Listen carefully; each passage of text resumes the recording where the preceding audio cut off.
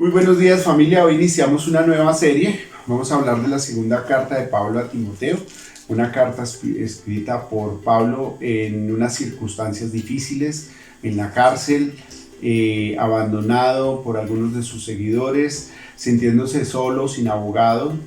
Y Pablo esperaba ya un juicio que fuera negativo para él y que probablemente iba a perder su vida. Pablo en ese contexto estaba angustiado, tenía una preocupación pastoral por la fidelidad, por la continuidad del Evangelio, y allí le escribe a Timoteo. Y le escribe a Timoteo para exhortarlo, para animarlo y para que continúe su legado.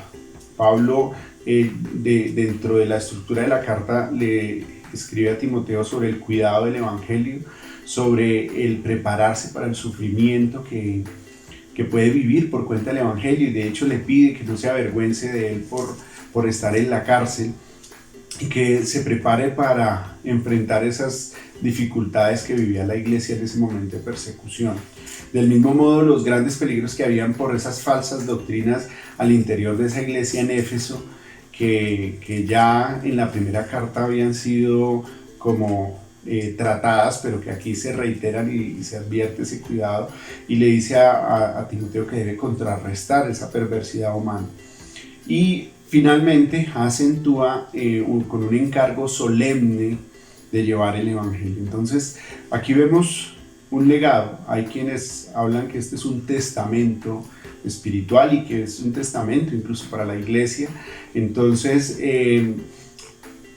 yo pensaba en ese momento como que nosotros vamos a ver ahorita el saludo de Pablo y pensaba, ¿ese testamento puede ser para nosotros? Veamos qué nos dice la palabra del Señor. Dice: Pablo, apóstol de Cristo Jesús por la voluntad de Dios. Estoy leyendo el versículo 1 de la segunda carta a Timoteo. En este caso es supremamente importante porque Pablo asimismo se reconoce como apóstol de Cristo Jesús por la voluntad de Dios. ¿Acaso Timoteo lo sabía? Pues Timoteo sí lo sabía. Entonces Pablo quiere dejar como una claridad y una certeza del origen de las cosas.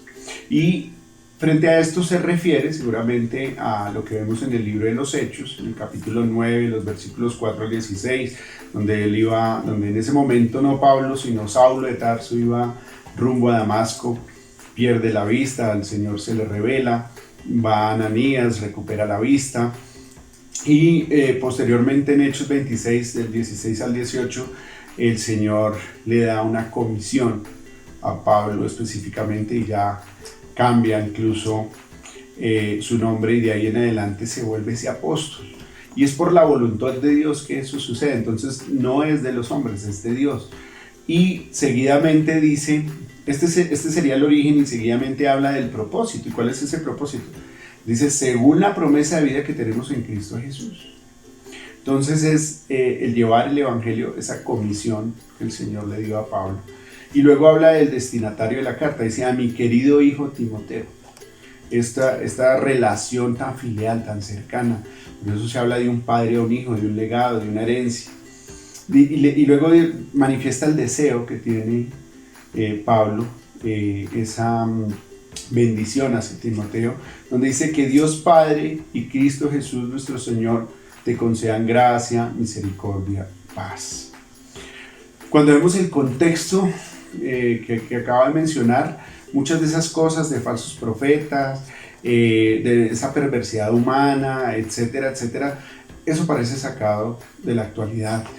Y cuando vemos Pablo con esa autoridad que se refiere en su carta, pero al mismo tiempo con ese amor al que se refiere al destinatario, a Timoteo, nosotros vemos aquí una relación filial, cercana, familiar. Y surgen unas preguntas para nosotros como iglesia, y es, por la voluntad de Cristo Jesús, ¿quiénes somos? Ese es el origen que deja Pablo.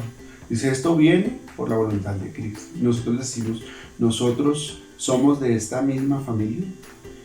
Tenemos ese mismo origen por la voluntad de Cristo Jesús.